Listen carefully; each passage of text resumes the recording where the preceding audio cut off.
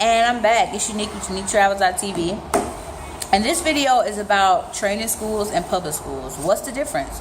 What's the difference between a training school and a public school? Well, for one, a training school, which is like a Disney English, an English First, a Web, all those, they are for-profit schools. They are for-money schools. Parents pay for their kids to go there, and they only teach English. It's not like a public school, which is free, which they learn all subjects, and it's like a regular Monday through Friday, 9 to 5, 8 to 5, or whatever.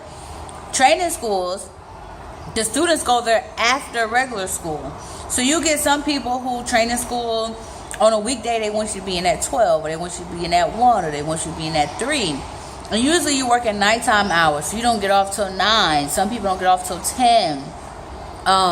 Around those times on weekdays. And on the weekend, you also work on Saturday and Sunday, which are your long days. It usually starts at like 8 and doesn't end till like 6:30. And your off days are usually on the weekend when you're at a training school. Also, it's a lot more pressure when you're at a training school because what the parent says goes. Like, the parent really runs the training schools. Like, if they're not happy with the way you teach their child, they're not happy with the way their child is progressing, or they have like different books, like as progression books in the training school. So say the child should be on book 5, but the parent feels like they should be on book 7. They'll go talk to the administrator and say, hey, if you don't put my child on book 7, I'm pulling out of here, I'm taking my money, and I'm going somewhere else.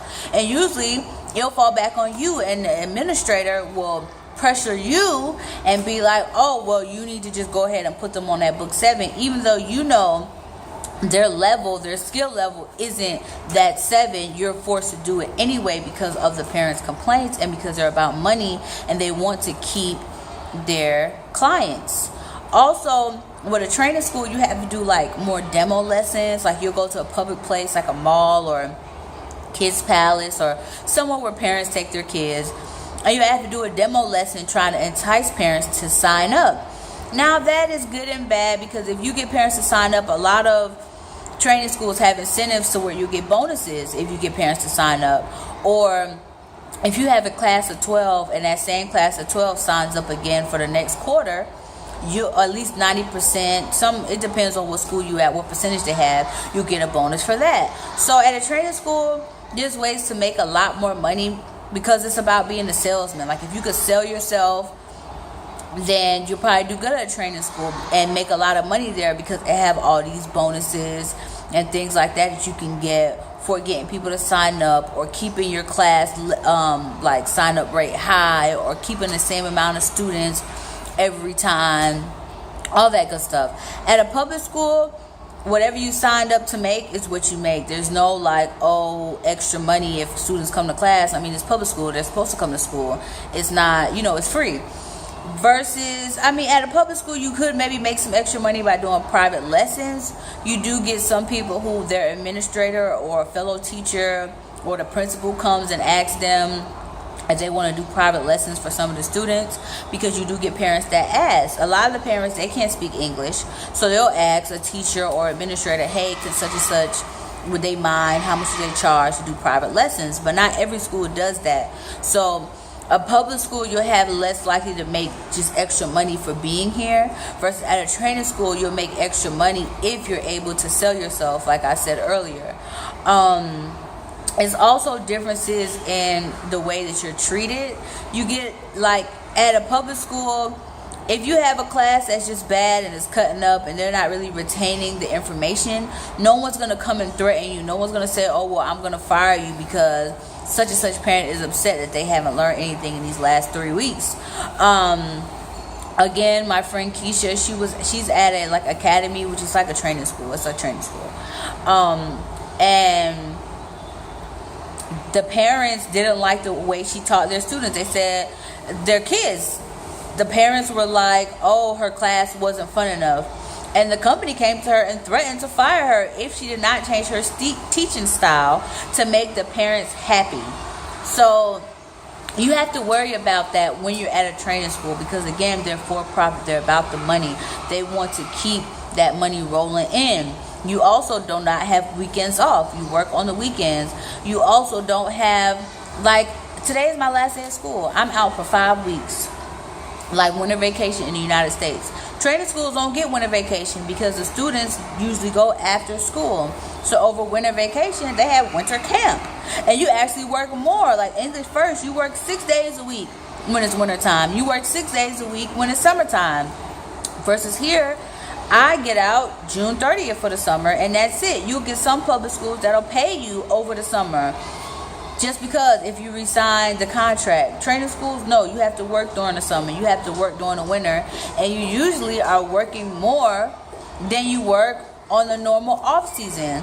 Winter and summer is called peak season because all the students are out of school. So they're trying to get that extra money, and they have like English camps or whatever. And you're expected to work. Like even for Christmas or the winter holiday, Chinese New Year or whatever, people that work at English first, they're only getting like 10 or 7 days off. Keisha, she doesn't work at English first. She works at a regular type of training school, more Chinese version, and she gets 7 days. So you might only get 7 to 10 days off during winter break, whereas I got 5 weeks off. So it's also those things. And with the contract that we signed, we still get paid. Even though we're off, you still get paid just like a regular public school teacher in the United States. Training school, you still have to work. When you do at a training school, when you do have those 7 to 10 days off for winter break, it is paid, but it's only 7 to 10 days. It's not like that much or whatever. What else? I think that's about it. You also have like international schools and bilingual schools. So the first main schools are training schools and public schools. And I would think the third one is international schools. International schools are usually for parents. They send their kids there that have money. It's kind of the equivalent of a private school in the United States. So it's usually upper class Chinese that send their kids to international schools. International schools pay their teachers a lot of money. They have a lot of incentives, but they usually only hire teachers that have a teaching certification. Not a CELTA, not a TEFL, not a TESOL, but an actual teaching license from whatever country they're from. So I would need to be licensed to teach in the United States or licensed to teach in the UK. Not just come overseas and teach, but actually if I went home I could teach. That kind of teacher's license. They usually only hire those, and because you're an actual teacher, they pay you accordingly. So imagine getting paid what a teacher gets paid in the United States, but you have this super low cost of living, free apartment, and yada, yada, yada. It's very, very good incentives when you're at an international school. A bilingual school is usually students who have parents who work on business that are from different countries. So like Australia, India, or whatever. They usually send their kids to a bilingual school. Of course, there's Chinese kids there too, but it's more diverse at a bilingual school. But again, the number one schools are public schools and training schools, and the major difference is one's for profit and one isn't. One has you working on weekends and one doesn't. One is a regular 9 to 5, like regular public school, and one is a late night. You're not getting off till 10 o'clock at night, 9 o'clock at night. And your off days are on the weekend with a training school. Your off days would be like Monday and Tuesday, or Tuesday and Wednesday, or something like that. But yeah, this is Unique with Unique Travels TV. Like, subscribe, share.